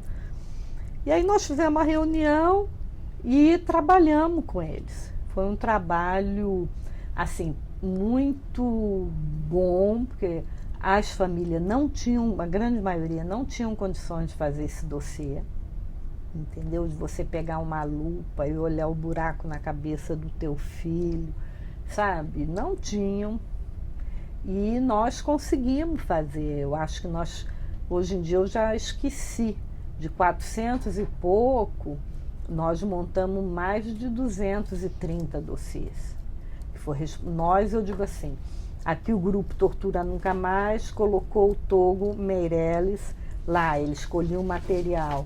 A Crimeia pegou uma licença na prefeitura e ficou em Brasília auxiliando. A Amparo pegava os documentos lá do Nordeste. E assim foi. E a Suzana, que era a representante oficial, cuidava do relatório e da montagem disso também, né? E tinha um general, que já morreu até, general Oswaldo, tinha um procurador, né? Tinha a Suzana, que era dos familiares, depois entrou o outro advogado, Luiz Francisco, que foi muito bom. E a gente começou, a teoria minha era o seguinte: vamos começar pelos casos que a gente sabe que o tiroteio foi mentira. Vamos provar que eles mentiam. A Crimeia, Melinha já dizia, não, todos têm que entrar com aquela coisa. Tá, todos têm que entrar, mas a lei é a lei. Então, nós somos minoria, temos um voto. Aí eu falei, gente, vamos desacreditar para nos capacitar, dizer, olha, né, não é a gente chegar e o que a gente dissesse fosse a verdade absoluta, não. Mas fazer com que eles olhassem e fossem examinar se já tinha tido esses casos, os outros que tinham, porque tinha casos que se tem muito pouco. Por exemplo, o caso mesmo do Alex, as fotos são péssimas, escorrida, muita baixa qualidade. A da Gastone é ótima, porque teve perícia de local. A do Alex é a do IML. São 3 fotos, ele de frente, perfil direito, perfil esquerdo, numa baixíssima qualidade. Entendeu? Então, mas ele deitado, ele não... sempre deitado. Ele morto já na máquina? Já, alguns já tá com o corte da autópsia, outros não tá, por exemplo, o Yuri não tá. E quando a gente exumou, viu, o Yuri não foi autopsiado, apesar do Isaac dizer que fez. Nós vimos porque não tinha a cabeça cerrada. No caso do Yuri, que foi... Mas o Alex foi autopsiado? Foi. Por quê? Você vai perguntar lá no céu, porque, né? O Isaac... Não, no céu não, no inferno que ele deve estar. O Yuri, ele, quando nós exumamos, o que acontece? Nós tiramos os meninos de Perus em 1980, em outubro. E a exumação não tinha DNA, a exumação era de coveiro, foi muito mal feita. E o que aconteceu? Quando nós chegamos na sepultura do Alex, era uma mulher. Nós abrimos umas 3 ou 4 sepulturas, que tem 2, 3 restos mortais, eu já queria até desistir, entendeu? Então, a qualidade do material que a gente pegou dos meninos é muito pobre. Mas o do Yuri, deu para ver, põe em xeque a versão deles, ele foi executado com um tiro na nuca. Então, a história do tiroteio que foi saindo, que tem lá, não é verdade. Aí a gente foi vendo o modus operandi dele. O que era? Você era ferido, sim. Você reagia, você atirava, era ferido. Eles te levavam para o hospital? Não. Você morria, entre aspas, se fosse caso, você ia para o hospital? Não. Você ia para o DOI-CODE. Lá eles geralmente, dependendo se você estava muito ruim, te deixavam já no pátio, te interrogavam ali, até você morrer, ou então você não responder, e eles davam um tiro de misericórdia. Então a gente começou a dizer assim, a Ana Maria chegou nua no IML, ela andava nua nas ruas de, né? O Yuri e a Aninha ainda tem assim, ficha de identificação, tal. Aí lá embaixo botou assim, estado cadavérico. Para que você vai fazer uma ficha de identificação dentro do DOI-CODE, se ele vai para o IML, que é o órgão, sabe? Então, assim, são indícios, nós não temos prova concreta, temos concreta assim, o Yuri foi executado, foi homicídio. Mas nós não temos, a gente começou a ver que esse era o modus operandi, que depois, com essa casa da vovó aí, desse Marcelo Godoy, muito das conclusões que nós chegamos e que nós passamos a afirmar, fechou de que era real. Para finalizar, o caso do Arnaldo, o meu sogro foi buscar no dia seguinte. Provavelmente ele estava sendo torturado. Ele chegou lá muito cedo. E aí ficaram jogando com ele. O dia inteiro. Porque o Arnaldo não morreu. Quando eles anunciaram a morte, o Arnaldo estava vivo. E o pai, eu acho, quando foi buscar, ele estava vivo. ele ficou no caixão para viajar, aquele caixão de zinco metálico. E muito tempo eu tentei criar coragem de dizer para minha sogra, deixa eu exumar, porque eu e Suzana saímos exumando e vimos que mentiu, né? O Yuri tinha mais tiro, tinha tiro na bacia, fora ele. Mas eu ficava assim, sabe, com uma dó, e ela sempre dizia, pelo menos não sofreu. Yara, ele tinha uma cara tão de paz, só tinha um buraquinho aqui que tamparam. E eu dizendo assim, Arnaldo não se entregou fácil, né? Aí eu e Suzana, na década de 80, voltamos a vários lugares, entrevistamos. E nessa rua que ele morreu, o sapateiro da esquina falou, 2 meninos quase morreram.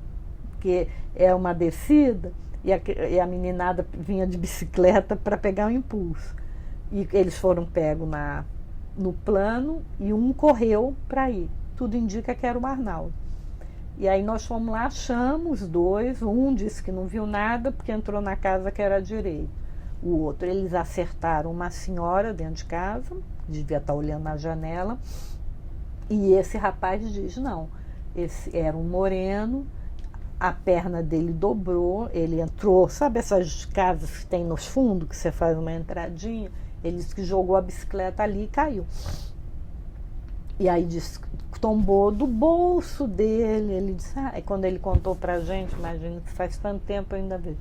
Ele falou, parecia até um cinema com câmera lenta, aqueles documentos caíram, um Fusca verde parou, desceu um homem, aí ele falou, uma mulher com uma mecha branca, cabelos castanhos, pegaram o rapaz, botaram no banco de trás e foram embora. Um era Anicei, que era o Francisco Camo, e o outro era o Francisco Penteado, que era louro de olho azul, magro, alto. Eu e Suzana achamos. Bom, em 2013, com a CNV, eu levei o Celso Nenevê e equipe, nós fizemos uma proposta que todos mortos tivessem os laudos revistos. Agora a equipe dele cresceu, ele tinha 3, disse que arrumava mais 3. A CNV saiu Fonteles, não fez nada. Aí eu peguei com a Maria do Rosário e o Sérgio Suyama, falei assim, eu quero morrer e quero antes disso exumar o Arnaldo. Eu preciso saber o que aconteceu. Aí o Sérgio Suyama fez também um ofício, nós fomos lá em agosto, e quando a gente abre a sepultura, cheia de água, eu falei, puxa vida, e assim perto de onde seria o pé, o metal estourar. Aí o doutor Marco Aurélio falou, Yara, pode ser bom e pode ser ruim. Aí deu uma explicação, se saponeou, não sei o que, preservou tudo, se não, não sei o que. Eu falei, azarado do jeito que a gente é. Aí teve que esgotar a água, depois passar peneira para não sair nada. Aí abrimos, quando ele vê na perna esquerda uma marca vermelha, assim na canela ainda, vermelho vivo, sabe? Aí esse Marco Aurélio falou assim, não, vai dar para fazer um laudo muito bom. Foi preservado. Aí nós tiramos ele, né? Eles fazem a primeira retirada e conferem. Como ele ficou no próprio caixão, até eu nem lembro o nome, tem um ossinho que fica por aqui, que é muito pequenininho. Ele falou, nossa, isso é raríssimo de achar em exumação, porque não tinha terra, né? Depois que a água caiu, ficou um pouco de barro, né? Mas não era assim, cheio de terra. Aí eles levaram a Polícia Federal, colheu o exame para ver o DNA, porque mesmo o pai tendo ido buscar na justiça, e ele foi levado para São José do Rio Preto, que é esse professor de lá. Lá eles fizeram o estudo e constatou que ele, pelo menos levou 15 tiros que atingiu o osso. E não é assim como a Gastone levou 37, 38. E o que é? Ele levou um tiro aqui, exatamente outro aqui. Ali saiu e está morto. É o caso do Arnaldo. Foi possível mudar o atestado de óbito? Até hoje eu estou esperando. O dos meninos também. Que fizeram uns depois, tanto o pessoal de São Paulo quanto a Secretaria de Direitos Humanos. Quando saiu esse livro da vovó, A Casa da Vovó, a mulher da Mancha Branca, a tal Neuza, o sobrenome dela me fugiu. Vive no interior de São Paulo e tal. Eu tentei cercar o escritor há muito tempo, diz que ela não aceita falar com ninguém. E eu falei, não, eu só quero conversar com ela. Se ela quiser, bem, né? Aí não consegui nem falar com o autor. E eles apontam uma boate, que é uma casa, aonde era um dos lugares alternativos que ele levava. E os meninos da perícia disseram assim, Yara, para esse estilo ficar tão simétrico assim, ele estava suspenso. Ele não estava nem deitado, nem sentado. Aí eles fizeram várias coisas, né, digital. Aí falou, ele estava suspenso. E lá, eles dizem que era um dos lugares onde eles botavam. Então, tudo indica, muito provavelmente, que até a hora que meu sogro chegou, ele ainda devia estar vivo. Porque não iam matar tão rápido, assim, tantos tiros, o que fizeram com ele, né? Eu só não entendi, seu sogro foi lá. Ele ficou sabendo da queda. Ele foi ele soube pelo jornal, porque eles deram, como eu te falei, 6 horas da tarde saiu uma edição extraordinária. Já como morto, né? A família viu, meu sogro estava no Rio. Ele trabalhava no Ministério de Educação, que ele é ligado à Unesp, com um Jarba Passarinho. Aí ele estava numa reunião, não sei o quê, não conseguiam falar com ele, não conseguia. Quando conseguiram, já era tarde. Aí ele pegou desses corujão e amanheceu em São Paulo. Aí ele foi para o Segundo Exército, foi para não sei onde, rodaram. Ele escreveu uma cartinha, depois, quando a minha sogra foi, contando como é que foi a ida dele, né? E aí ele disse assim, que ele tinha que aguentar a ida, os caras bater assim, esses meninos são muito corajosos, seu filho foi muito corajoso, aceita um cafezinho, uma água, né? E ele disse, eu aguentei tudo para levar Arnaldo para casa, né? Aí ele relata isso muito bonito numa carta que ele mandou, né? E aí depois, 40 anos depois... Mas aí entregam... Aí como é que é? Sim, vem em caixão lacrado. Lacrado nesse dia, logo 2 dias depois? Não é? Não, no dia seguinte já vai... entregou no caixão. Aí já era de noite, fica o velório, no outro dia ele é sepultado. Uhum. Né? E aí... Muito tempo eu não quis... Assim, eu sempre tive um sexto sentido de que... Primeiro, depois de tantos casos que a gente montou, que viu que o tiroteio e morte era fajuto, até esse policial diz assim, olha, numa situação de guerra, isso, o número de ferido é 3 vezes o número de mortos. Aqui, nós não temos sobrevivente ferido praticamente. Todo mundo que teve confronto morreu. Entendeu? E você não tem como. Um caso ou outro, no Alex, que tem um morto, no do Yuri ficou um ferido, mas você pinça. Então, aí ele dizia isso ainda na década de 90. Você vê que isso aí não é real. E aí teve o trabalho da 9.140, como eu te falei, que nós, familiares, tentamos novamente com a Comissão Nacional da Verdade.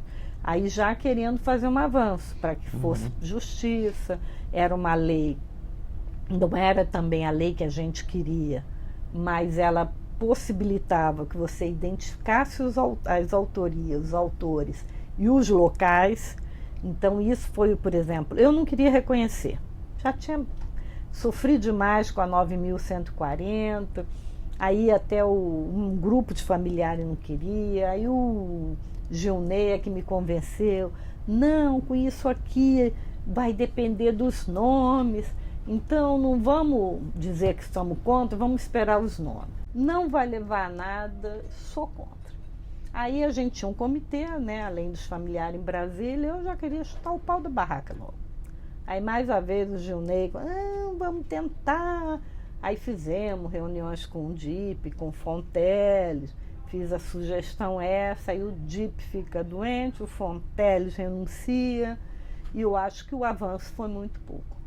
Então aí a nossa briga concreta é por justiça. Aí muitos acham que só com os meninos do Ministério Público que vai andar, mas também não anda no ritmo que a gente quer, o que a gente precisa. Você não viu agora a ação, né, contra os torturadores Rubens Paiva? Os advogados dos torturadores entraram e suspenderam, né, o trabalho todo. Não, mas nem chega a pronunciar. Por quê? Porque eu digo, até nesse caso, conseguiu avançar um pouco. Lembra que eu te falei? Foi tudo suspenso. É impressionante. O Sérgio Suyama. Porque ali era um artifício, né? Digamos, o Sérgio Suyama, antes de vir para o Rio, ele deixou pronto 38 ação. E aí eles usaram estratégia também.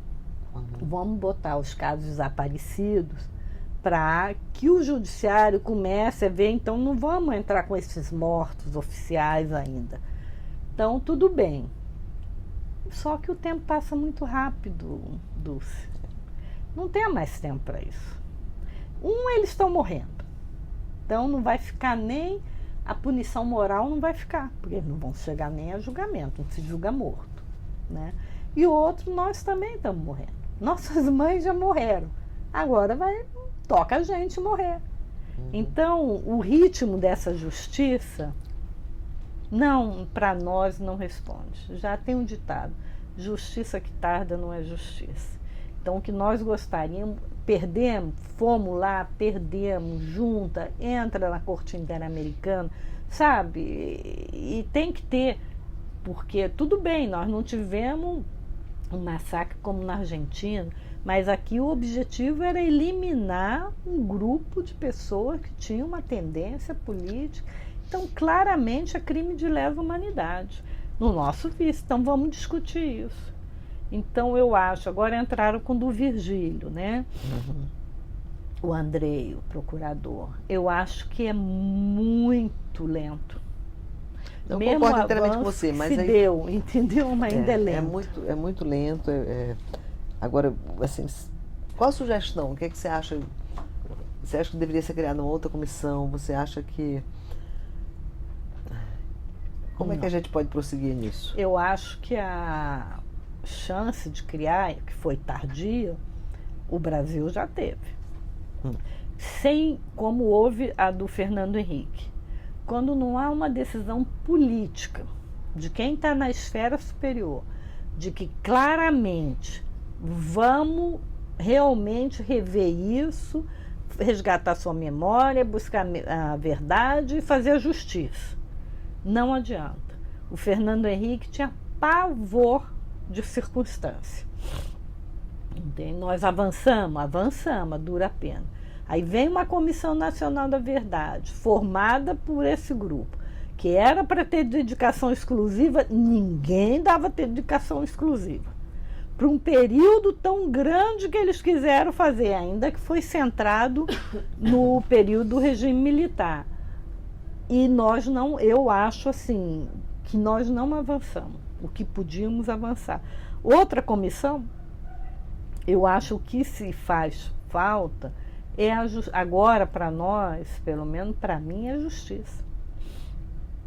Eu quero que vá para a justiça, quer dizer, um dos nomes que eu tinha identificado nos 3 era o Ustra, ele já morreu. O outro, Pedro Ivo Moese, está lá em Brasília, que é advogado, já também vai. Então, eu acho que não tem, para a justiça, para os familiares, o tempo esgotou. Não tem tempo de se criar uma outra comissão. Entende? E não houve a decisão política da presidenta da República para que realmente se esclarecesse, se buscasse, se propiciasse que as provas fossem mais contundentes para que o Ministério Público pudesse oferecer denúncia. Não foram. Entende? Então, nem sequer revisar o que já tinha sido feito. Dissesse, bom, foi feito o que vamos revisar, que era uma sugestão. Nós não vamos poder esgotar, não, mas vamos pegar aqui, Alex de Paula Xavier Pereira, tal. O que a gente pode agregar? Tem alguma coisa de novo? Não tem. Então tá, até hoje nós não temos. Que nome nós temos envolvido na captura, morte deles? Fulano, ciclano.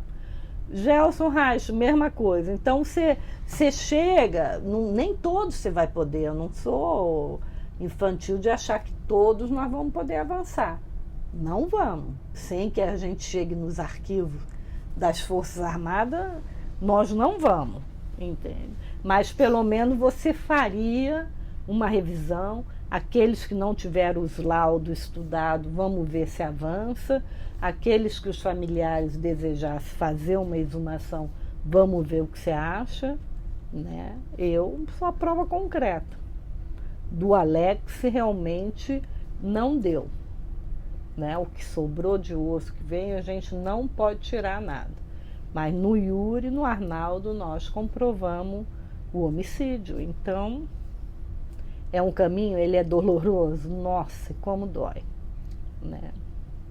Mas eu acho que agora só nos resta esperar, e que eu acho que já está até passada a hora, é a questão da justiça. O relógio biológico, ele é inexorável. Nós não vamos ver eles levados ao banco dos réus, de jeito nenhum. Não tem essa esperança. Você acha que a lei da anistia deve ser revista?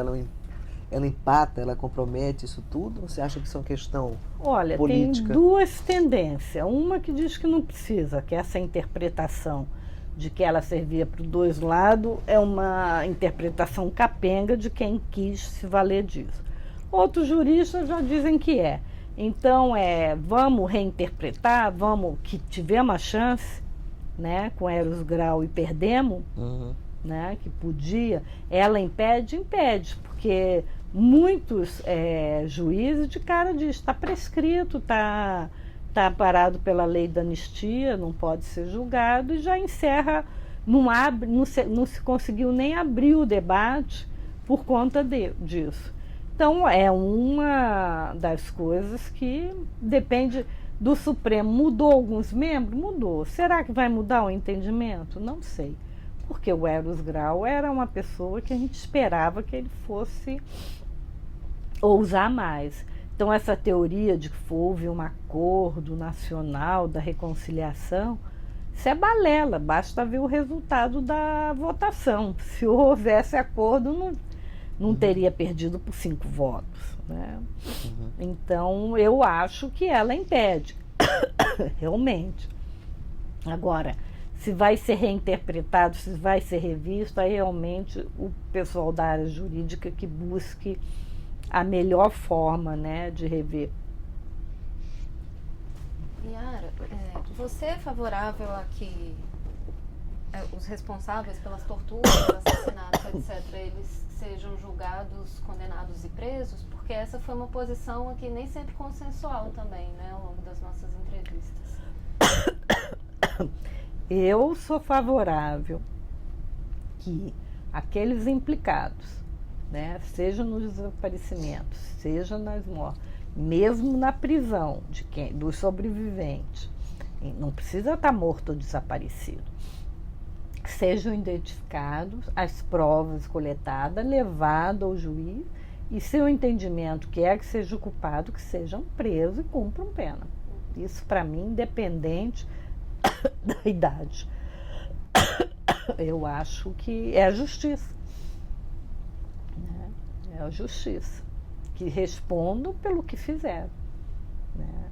Porque nós respondemos tanto juridicamente como o nosso corpo na tortura pelo aquilo que a gente fez ou que eles implicavam que você fez e E todos nós, eu costumo sempre muito dizer, né? Um caso que é emblemático. Todo mundo sabe que o Gabeira participou do sequestro do embaixador americano. Tá. Quem pendurou o Gabeira no pau de arara e enfiou o choque elétrico no buraco do tiro que ele levou? Por quê? Ele estava certo? Por que é o que eu costumo dizer às vezes quando tem algum militar, e até para o general lá. Falei, ué, se vocês estavam certos, se era legítimo, por que vocês têm vergonha? Por que se escondem?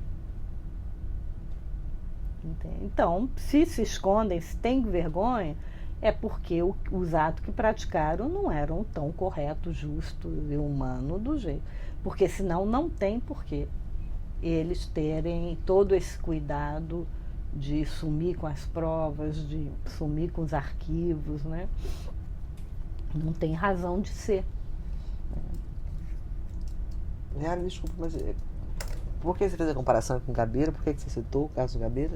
Não, porque é muito público e notório. Que ele participou do sequestro. Que ele participou do sequestro. Você sabe, no Brasil, certo, na Argentina, porque sequestrar o embaixador americano foi né? E depois ele ficou notório, né? Como quer dizer, teve vários. Mas quem é a figura emblemática quando se fala sequestro é o Gabeira. Não vou entrar aqui nas questões do porquê. Né? Então, aí eu sempre digo, Gabeira foi capturado, ferido, levado, torturado no pau de arara, choque elétrico aonde levou o tiro, tudo. E quem foi que prendeu, quem foi que fez o cerco, é nesse sentido. Né? Eu citei ele por ser um caso emblemático, conhecido de todos, né? Pois é. E aí, Yara, você quer comentar mais alguma coisa? Acho que não, acho que já falei demais. Eu te falei que a história era meio complicada, tinha que diminuir de manhã. Não, foi muito bom. Nossa, muito obrigada mesmo. Essa parte aí, que bom que vocês ouviram a Suzana. Não, foi super importante. Que essa questão da luta e com as famílias, com as mães, né? O caso de que praticamente 100% foram as mães e não os pais. Você teve pouquíssimo caso de pai, né, durante a luta. Nós temos aqui o seu Edgar, que perdeu a filha, né, no Araguaia com a dona Julieta, o general Massa, que era do Paulo César Massa, Laís, a mulher dele, o Moraes da Sônia, né?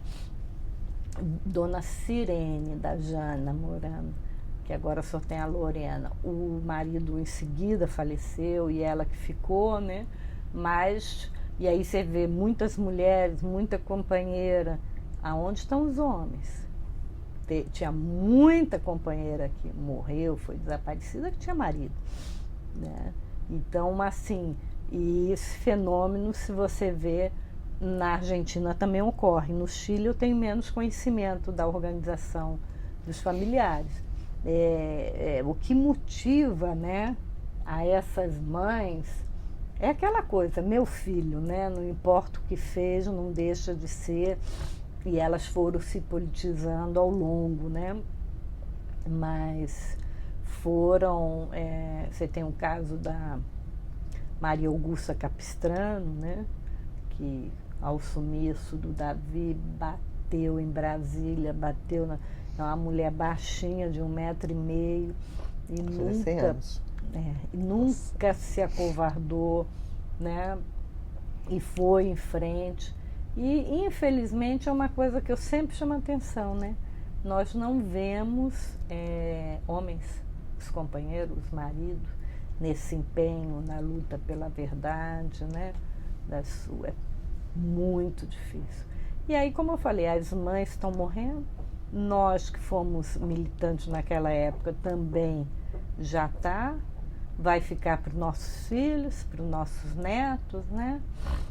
A seguir nessa luta, porque enquanto não tiver realmente uma justiça, eu acho que ela não vai terminar, né? De uma forma ou outra, Infelizmente, nós estamos deixando para outra geração essa carga que é muito difícil, é muito dolorosa, é muito doída, né? Porque o Brasil não conseguiu chegar num ponto de responder, não só nós familiares, né? A sociedade brasileira, do que ocorreu, como ocorreu, e de punir para que não ocorra mais. Você participou, Yara, dessas reuniões internacionais? Você chegou aí na coisa da OEA? Não. E você foi à Argentina já, ao Chile? Depois não, eu fui, também não, nunca... Nesses congressos, não? Não. Nunca fui em nenhum, não. Só aqui mesmo. Conheço porque vem, né? Por exemplo, a Estela Carlotto, já tive em vários seminários com ela, mas fora, e alguns internacionais que a Comissão de Anistia também patrocinou, né? Aqui no Brasil. O período fora eu não fui. E do Araguaia, que é da corte, né? Sempre tinha um impedimento, né? E eu sempre achei assim, se você tem, por exemplo, ou a Crimeia, ou tem a Suzana que está, estou bem representada. Né? Lógico que é bom sair, mas sempre nunca coincidiu, né, de poder. Nós fizemos sim a caravana daqui a Brasília para votação, que a dona Sirene foi, alugamos um ônibus. Da né? 9.140? Não, da Anistia.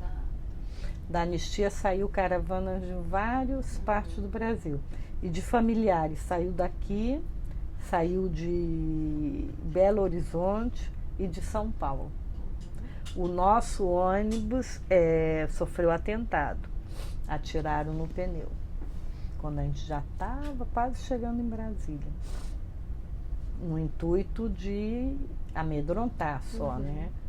Tanto que na saída vieram o deputado, carro acompanhando, a gente até pegar a estrada, né? Porque eles atiraram no pneu. Quando da votação. Aí nós ficamos lá 2 dias, foi quando foi feita a denúncia. Foi a votação da lei... Da lei, da anistia, acho que.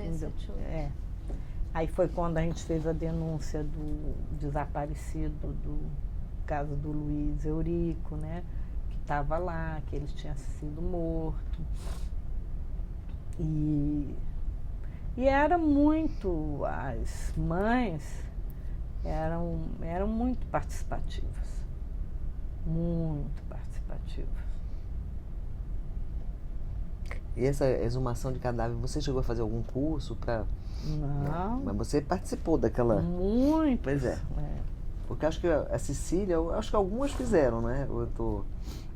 Não sei. Acho que veio o pessoal de cá, da né? Argentina. Com o pessoal da Argentina, né? E a Suzana mencionou. Eu acho que foi que eles fizeram com o pessoal da equipe forense de lá da Argentina. Não, eu sempre só acompanhei. Por exemplo, a equipe forense, o Luiz Fondebride, ele vem a primeira vez em 98, que vai ao Araguaia, né? E aí eles ficam, né, lá em casa. Aí eu comento o caso dos meninos, né, que já tinham sido e tal. E ele diz assim, vamos analisar. Aí eu falei, tá bom, vamos marcar. Aí a gente exuma o capitão Lamarca também. Então, assim, eu sempre estive muito perto. Aí nós, aqui no Rio, nós fizemos o Marcos Nonato, a Ana Maria, o Yuri, o Alex e a Duzu Anjo, num apartamento ali no Leblon. Esse apartamento foi alugado por vocês, né? É incrível essa história. E aí eles vieram, ele, a Patrícia, né? Ficou uma semana. Aí eles fazem um laudo que está na Lei 9.140, né? E depois, com os restos mortais que se acham lá no Araguaia, que foram periciados por eles na Polícia Federal, eu sempre fiquei junto e tudo. Mas nunca fiz curso, não. Mas é isso. super obrigada. Muito obrigada, Yara. Quer falar mais alguma coisa? Já foi super bonito como você Não, tá falou essa questão da justiça. Falei mais do que... Né? Muito obrigada.